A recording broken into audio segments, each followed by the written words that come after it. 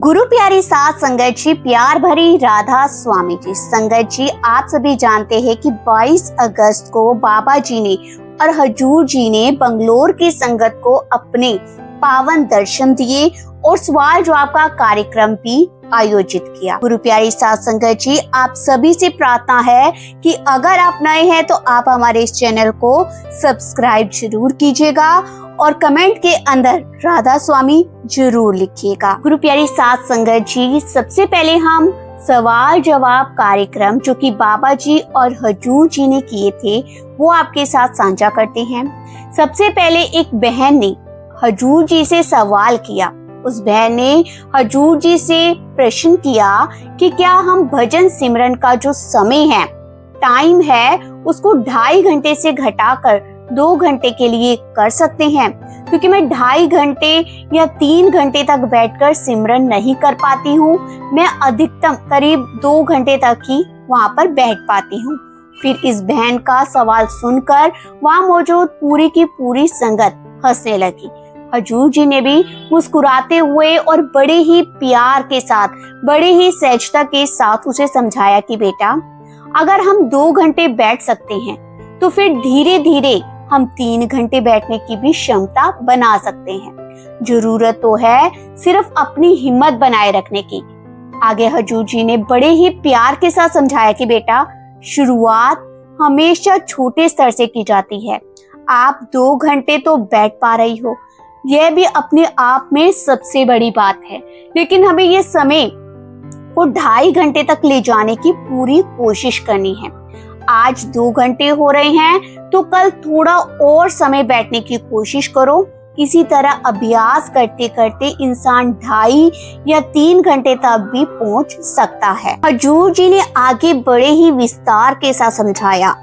हजूर जी ने समझाया कि अगर मालिक ने हमें नाम की एक दात दी है, नाम की बख्शिश दी है, तो इसका अर्थ है कि उसने हमारे अंदर वो क्षमता भी रखी है जिससे हम इस रास्ते पर चल सकते हैं। अगर हमारे अंदर योग्यता ही नहीं होती तो हमें ये जिम्मेदारी क्यों दी जाती। इसलिए हमें अपने अंदर की क्षमता को पहचानना चाहिए और हमें भजन सिमरन के लिए अधिक से अधिक समय निकालने का प्रयास करना चाहिए। आगे एक बुजुर्ग माता जी ने हजूर जी से सवाल पूछा। हजूर जी से पूछा, पहले उन्होंने बताया कि मैं केरल से आई हूँ, जहाँ ज्यादातर परिवारों के अंदर मांस मछली का खाना बहुत ही आम बात होती है। उन्होंने हजूर जी से बड़ा ही प्यारा प्रश्न किया। उन्होंने कहा कि अगर किसी सत्संगी लड़की की शादी ऐसे परिवार में हो जाए जहाँ घर में मांसाहारी भोजन बनता हो, और उसे क्या करना चाहिए? क्या ऐसे परिवार में शादी नहीं करनी चाहिए या फिर कोई दूसरा रास्ता अपनाना चाहिए? तो बाबा जी ने इस सवाल का जवाब बहुत ही प्यार से, बहुत ही संतुलित तरीके से दिया। बाबा जी फरमाते हैं कि बेटा, हमें घर का वातावरण खराब नहीं करना। परमार्थ और आध्यात्मिक जीवन व्यक्ति का अपना निजी निर्णय है। हर व्यक्ति को अपने जीवन में ये फैसला खुद लेने का अधिकार है कि उसे किस तरह रहना है। इसलिए किसी दूसरे पर अपनी इच्छा थोपने पर या घर में विवाद खड़ा करने की जरूरत नहीं है। बाबा जी ने आगे बड़े ही प्यार के साथ समझाया कि अगर किसी ऐसे परिवार में रहना पड़ रहा है जहाँ बाकी लोग अलग अलग तरह के भोजन करते हैं, तो भी व्यक्ति अपनी जिम्मेदारी को निभाते हुए मालिक को याद कर सकता है। अपनी तरफ से मांसाहार को दूर रखें, लेकिन घर में बेवजह का झगड़ा, बेवजह का तनाव पैदा मत होने दें। उन्होंने आगे भी समझाया कि कोशिश ये होनी चाहिए कि घर का वातावरण हमेशा प्रेम और शांति वाला बना रहे। अपनी मान्यता पर कायम रहते हुए भी परिवार के साथ अच्छे संबंध बनाए रखना बहुत जरूरी है। यानी कि परमार्थ के रास्ते पर चलते हुए हमें दूसरों के साथ टकराव, दूसरों के साथ ईर्ष्या, दूसरों के साथ झगड़ा पैदा करने की बजाय उन्हें प्रेम और समझदारी से रहना सिखाना चाहिए। फिर आगे एक भाई ने बाबा जी से प्रश्न किया।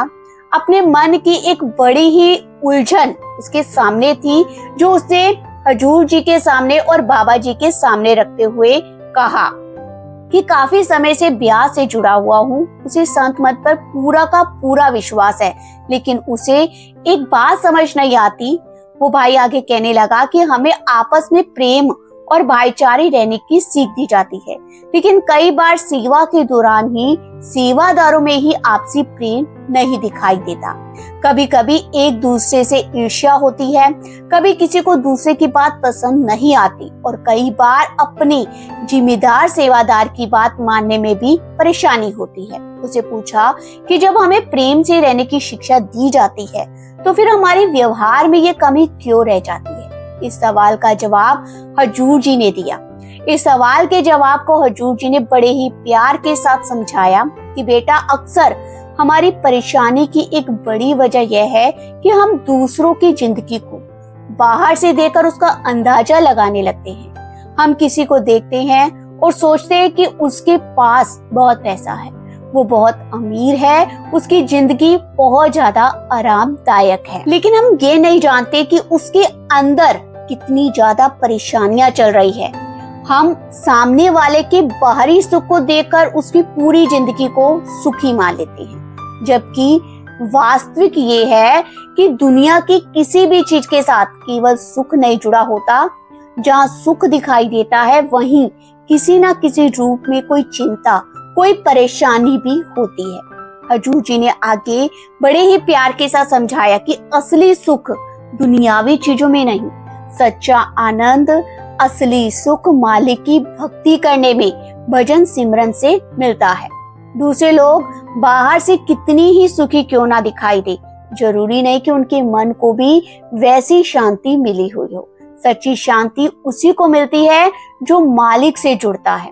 उन्होंने भजन सिमरन का उदाहरण भी देते हुए समझाया कि लोगों को रात में नींद तक नहीं आती और उन्हें सोने के लिए दवाइयों का सहारा लेना पड़ता है, जबकि हम भजन सिमरन करते हुए कई बार आराम से सो भी जाते हैं। इसलिए हमें इस बात की कदर करनी चाहिए कि मालिक ने हमें भजन सिमरन की दात बख्शी है, हमें एक ऐसा रास्ता दिया है जिस पर चलकर हम आरामदायक जीवन जी सकते हैं। हमें इसे ज्यादा से ज्यादा समय लगाने का प्रयास करना चाहिए। फिर सोते जागते उठते बैठते हमें उस अकाल पुरख परमात्मा का नाम जपना चाहिए। आगे एक भाई ने बाबा जी से प्रश्न किया, उसे अपनी परेशानी रखी बाबा जी के सामने। उसे कहा कि बाबा जी, मेरे अंदर बहुत ज्यादा कमजोरी महसूस होती है, मुझ में ताकत नहीं रहती और मुझे हमेशा लगता है कि मैं अपनी दुनियावी जिम्मेदारियों को भी ठीक से नहीं संभाल पा रहा। उसे बाबा जी से प्रार्थना की है कि बाबा जी आप मेरे ऊपर दया करें और मुझे अंदर से शक्ति दें। इस सवाल का जवाब भी बाबा जी ने ही दिया। बाबा जी ने उसे बड़े ही प्यार के साथ समझाया और कहा कि बेटा, केवल हमारे कह देने से हमारे अंदर शक्ति पैदा नहीं हो जाती। असली ताकत तब आती है जब हम मालिक से जुड़ते हैं, हम भजन सिमरन करते हैं, हम अभ्यास करते हैं, हम सत्संग सुनते हैं। बाबा जी ने आगे कहा कि बेटा, जब मालिक के बहाने में रहना सीख जाते हैं, नाम की कमाई करते हैं, तो धीरे धीरे हमारे अंदर ही शक्ति पैदा होती है। उन्होंने आगे समझाया कि मालिक की कृपा पाने का माध्यम भी भजन सिमरन ही है और उस कृपा को ग्रहण करने की जो क्षमता है इसी साधना से बढ़ती है। जितना हम नाम की कमाई करेंगे उतना ही हमारे अंदर मालिक के प्रति विश्वास और उसकी बख्शीश की कदर जो है वो बढ़ जाएगी। फिर मालिक की कृपा अपने आप हमारे जीवन में महसूस होने लगेगी।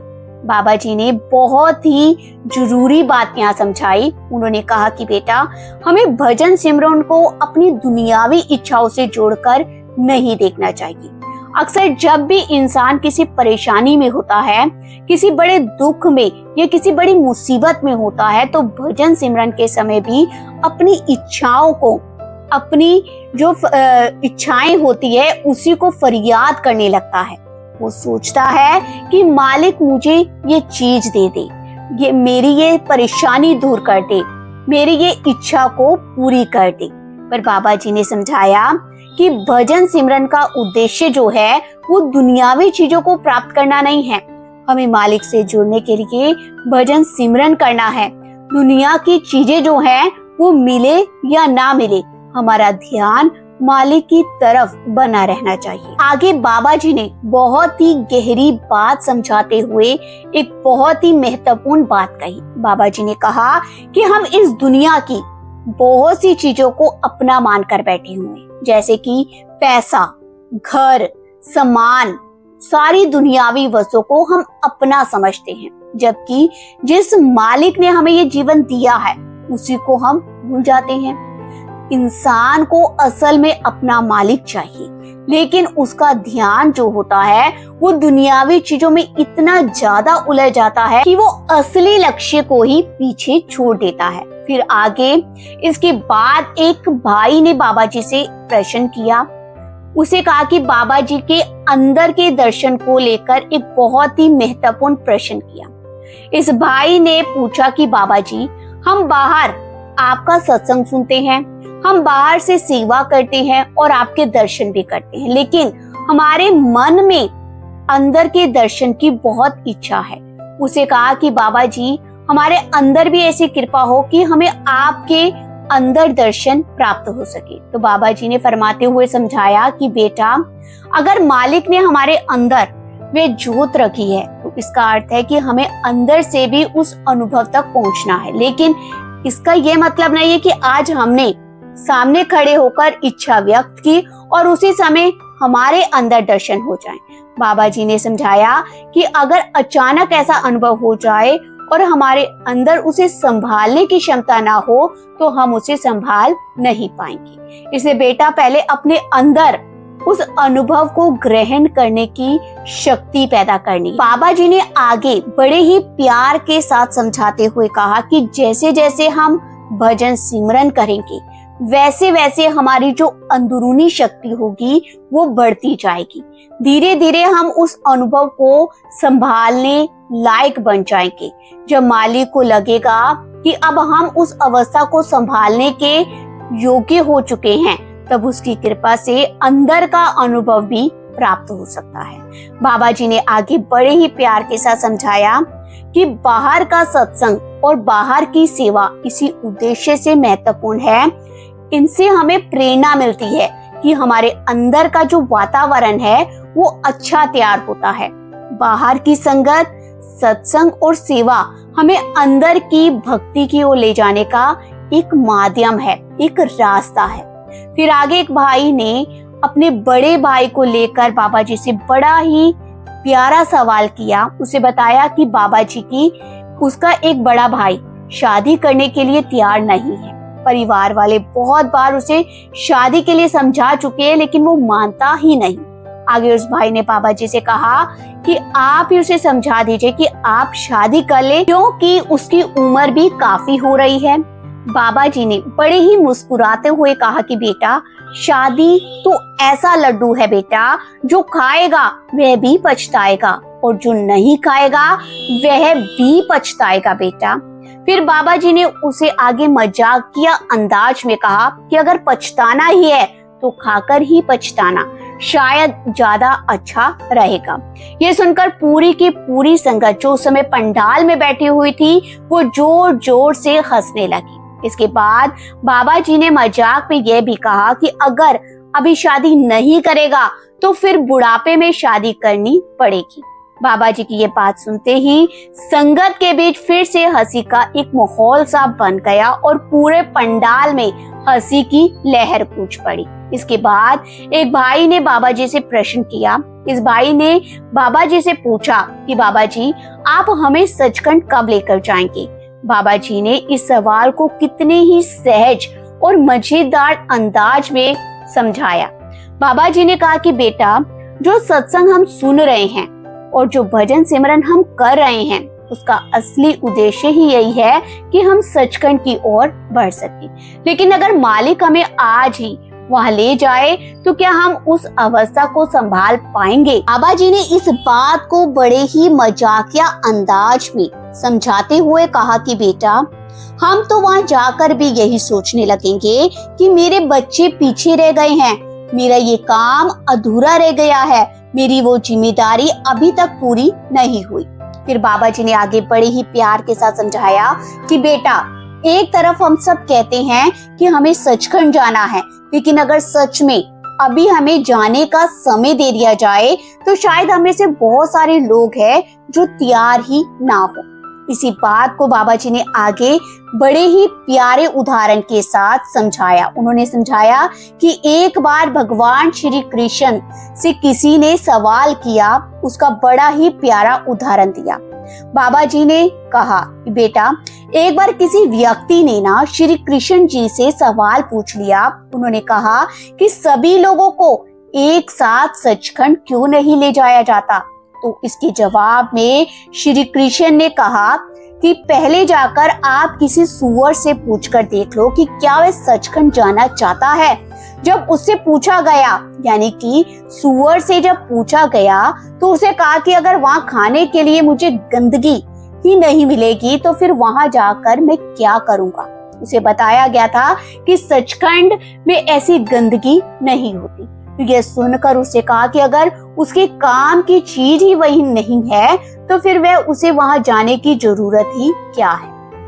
अब बाबा जी ने इस उदाहरण के जरिए हम सभी को समझाया कि देखो, कहीं ना कहीं हमारी स्थिति भी ऐसे ही है। हम बोलते जरूर हैं कि हमें सचखंड जाना है, लेकिन हमारा जो मन है अभी भी दुनियावी चीजों में उलझा हुआ है, फंसा हुआ है।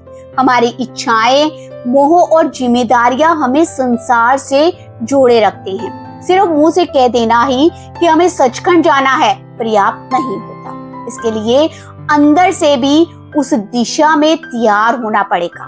बाबा जी ने बड़े ही प्यार के साथ समझाया कि जैसे जैसे हम भजन सिमरन करेंगे, वैसे वैसे हमारे अंदर एक वैराग्य पैदा होगा। हमारा मन जो है धीरे धीरे दुनियावी आकर्षण से ऊपर उठना शुरू होगा और हमारे अंदर उस मंजिल तक पहुंचने की हिम्मत आ जाएगी। कोई इंसान एक ही दिन में उस अवस्था के लिए तैयार नहीं हो जाता। उसके लिए लगातार अभ्यास करना पड़ता है, भक्ति की जरूरत होती है। बाबा जी ने आगे बड़े ही प्यार के साथ और मजाकिया अंदाज में समझाया, कहा कि मैं तो अभी आपको लेकर जाने के लिए तैयार हूँ, लेकिन आपके अंदर जाने की पूरी हिम्मत नहीं आई। इसके बाद किसी ने बाबा जी के गुस्से को लेकर एक प्रश्न किया। उस भाई ने प्रश्न किया कि बाबा जी, हमें बहुत जल्दी गुस्सा आ जाता है, तो ऐसी स्थिति में हमें क्या करना चाहिए। इस सवाल का जवाब हजूर जी ने दिया। हजूर जी ने बड़े ही प्यार के साथ समझाया कि बेटा, गुस्सा करने से आखिर हमें हासिल क्या होगा। गुस्सा किसी समस्या का हल नहीं होता। इसके लिए हमें अपने अंदर धैर्य बनाना रखना चाहिए। इसके उलट इससे हमारा और हमारे आसपास के लोगों का जो माहौल है वो खराब हो जाएगा। इसलिए बेटा, कोशिश करनी चाहिए कि गुस्से को अपने ऊपर हावी ना होने दो। हजूर जी ने आगे एक बहुत ही महत्वपूर्ण बात बताई। हजूर जी ने कहा कि हमें अपने गुस्से से सीखना चाहिए। जब हमें ये पता चले कि किन परिस्थितियों में हमें गुस्सा आता है, किस बात पर हमारा मन जल्दी भड़क जाता है, गुस्से में हम किस तरह से व्यवहार करते हैं, तब हम अपनी कमी को पहचान सकते हैं। अगर हम अपनी गलतियों से सीखेंगे तो धीरे धीरे खुद को सुधार पाएंगे और आगे बढ़ सकेंगे। आगे एक बहन ने बाबा जी से प्रश्न किया। इस बहन ने बाबा जी का आपका बहुत बहुत शुक्रिया जो आपने हमारे लिए बेंगलोर में इतना खूबसूरत सेंटर बनवा दिया। बाबा जी ने बड़े ही प्यार के साथ कहा कि बेटा, मैंने इसमें कुछ भी नहीं किया, जो कुछ भी किया वह आप सभी ने मिलकर किया है। मैं तो वहाँ आराम से बैठा रहा और आप सब ने इतनी सेवा करके इतना सुंदर सेंटर बनवाया। धन्यवाद तो आप सभी का बनता है। संगत जी, ये थे बाबा जी और हजूर जी के बेंगलोर में 22 अगस्त को हुए सवाल जवाब कार्यक्रम। संगत जी, आप सभी से प्रार्थना है कि आप हमारे इस चैनल को सब्सक्राइब जरूर कीजिएगा और कमेंट के अंदर राधा स्वामी भी जरूर लिखिएगा। राधा स्वामी जी।